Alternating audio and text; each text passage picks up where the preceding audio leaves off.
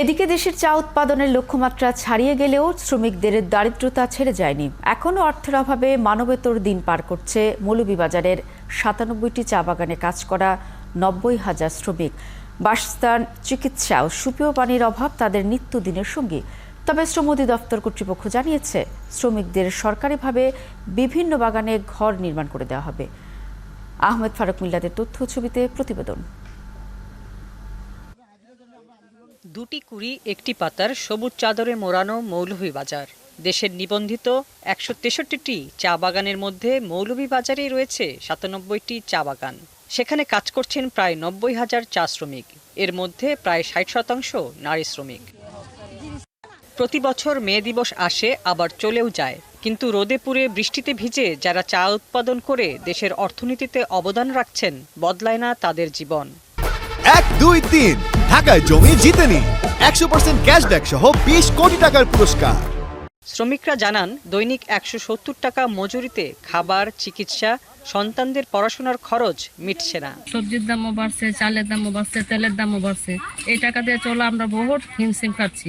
Latrine বাথরুমের সমস্যা হয়, ঝড় বৃষ্টি আইলে আমরা খুব কষ্টে কাজ করি। 15 জন ঘরে মানুষ আছে খাইবার, আর একজন রুজি করে হইব না। বসবাসের উপযোগী ঘর ও সুপেয় পানির ব্যবস্থা করার দাবি জানালেন চা শ্রমিকরা। গরু, ছাগল, বউ বাচ্চা নিয়ে সব এক ঘরেই থাকে, কি করবো, কই যাইমু। 2 বছর সাহেবের গেলাম, কই আজকে কামলা যাইবো, কালকে কামলা যাইবো, কইতে করে 2 বছর এখনো কামলা পর্যন্ত আসে না। বাথরুম নাই, এই 8-16 ঘরের মধ্যে সবকিছু করবো, আমরা কিভাবে চলবো?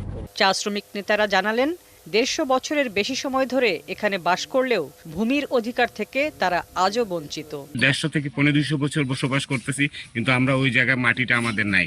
সেই জন্য আমরা সরকারের কাছে বারবার ধরে আসছি যে বাসস্থানটি ব্যবস্থা করা। এখানে শুধু নামকে বাঁচতে কোম্পানিরা সবসময় বলে আমাদের আমরা সবকিছু পাই, কিন্তু শ্রমিক কলোনি পরিদর্শন করলে বোঝা যাবে যে শ্রমিকরা কত কষ্টে আছে। চা শ্রমিকদের আইনি সুরক্ষা নিয়ে কাজ করা শ্রম অধিদপ্তরের উপপরিচালক জানান, শ্রমিকদের আবাসনে সরকারিভাবে ২৬৫টি ঘর বিভিন্ন বাগানে নির্মাণ করে দেয়া হয়েছে। 5% হারে ইনক্রিমেন্ট হবে এবং তাদের এই মজুরি কিন্তু বৃদ্ধি পেতে থাকবে এবং 5 বছর পরে আবার সরকারের পক্ষ থেকে আবার তাদের এই মজুরি পুনর্নির্ধারণ করা হবে। চায়ের ন্যূনতম দাম কার্যকর করা হলে মালিক শ্রমিক দুই পক্ষই লাভবান হবে। শ্রমিকদের জীবনমান বাড়বে বলে মনে করছেন সংশ্লিষ্টরা। হাসিবা আলী বর্ণা, ৭১।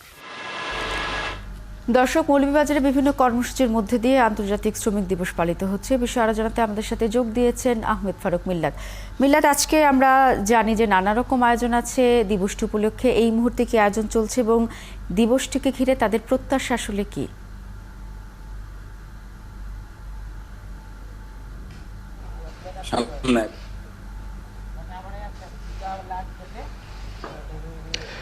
শ্রাবণী, আপনাকে শুভেচ্ছা এবং আপনার মাধ্যমে ৭১ টেলিভিশন দর্শকদের মহান মে দিবসের শুভেচ্ছা। মূলত আপনি জানেন, চা বাগান অধ্যুষিত মৌলভীবাজার জেলা এবং মৌলভীবাজার জেলার প্রায় ৯৭টি চা বাগান আছে বাংলাদেশের মোট ১৬৩টি চা বাগানের মধ্যে। সেই ৯৭টি চা বাগানে আজকে মূলত একটি উৎসবের দিন, যেহেতু আপনি জানেন আজকে মে দিবস এবং আজকে ছুটি। এবং আপনাকে বলে রাখি যে বাংলাদেশে আপনি তো আমার পিছনে দেখতে পাচ্ছেন যে মূলত যে অনুষ্ঠানটি আছে সেটি শুরু হবে সকাল ১১টায় এবং এর আগেও তো গতকালকে একটু বৃষ্টি দিয়েছে বিকেলে। বৃষ্টির পরে একটু কাদামাক্ত মাঠ। আমি আসছি শ্রীমঙ্গলে ভাড়াউড়া চা বাগান এলাকায়। এবং এখানে সবচেয়ে বৃহৎ একটি অনুষ্ঠান হবে, যেখানে সারা বাংলাদেশের চা শ্রমিকদের প্রধান যে সংগঠন বাংলাদেশ চা শ্রমিক ইউনিয়ন কেন্দ্রীয় কমিটির নেতৃবৃন্দ থাকবেন। এখানে প্রধান অতিথি হিসেবে উপস্থিত থাকার কথা কৃষিমন্ত্রী ডক্টর আব্দুল শহীদ, মৌলভীবাজার সদর আসনের সংসদ সদস্য মোহাম্মদ জিল্লুর রহমান এবং বিভিন্ন অতিথিবৃন্দ থাকবেন। কিন্তু গতকালকেই ডক্টর আব্দুল শহীদ কৃষিমন্ত্রী তিনি হয়তো ব্যস্ততার কারণে চলে গেছেন। এখানে আজকে হয়তো মৌলভীবাজার সদর আসনের সংসদ সদস্য আসবেন। পাশাপাশি আমি আপনাকে বলে রাখি সেটি হচ্ছে যে চা শ্রমিকরা মূলত তারা সিংহভাগই নারী। বাংলাদেশের বাংলাদেশ চা শ্রমিক ইউনিয়ন কেন্দ্রীয় কমিটির যে তাদের যে তালিকা অনুযায়ী সেটি হচ্ছে বাংলাদেশে মোট ১,৩০,০০০ চা শ্রমিক আছে এবং সেই চা শ্রমিকের অধিকাংশই হচ্ছে গিয়ে নারী। প্রায় ৯০% নারীরাই কাজ করেন, পুরুষরাও কাজ করেন।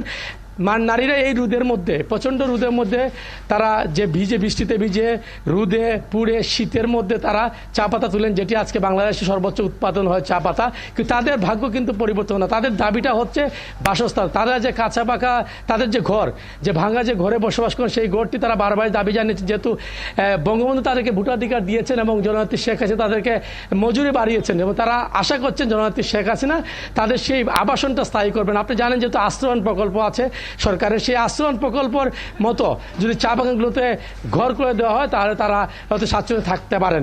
পাশাপাশি আপনাকে বলি, তারা যেটা বলছেন সেটি হচ্ছে মজুরি 170 টাকা, কিন্তু সেই 170 টাকা মজুরিতে তাদের সংসারে 4 থেকে 5 জন প্রত্যেকটা সংসারে তাদের চলা দুরূহ ব্যাপার, চিকিৎসা খরচ, বাচ্চাদের শিক্ষার খরচ থেকে শুরু করে প্রতিটা খরচই বাড়ছে দিন দিন, যেহেতু জিনিসপত্রের দাম বাড়ছে।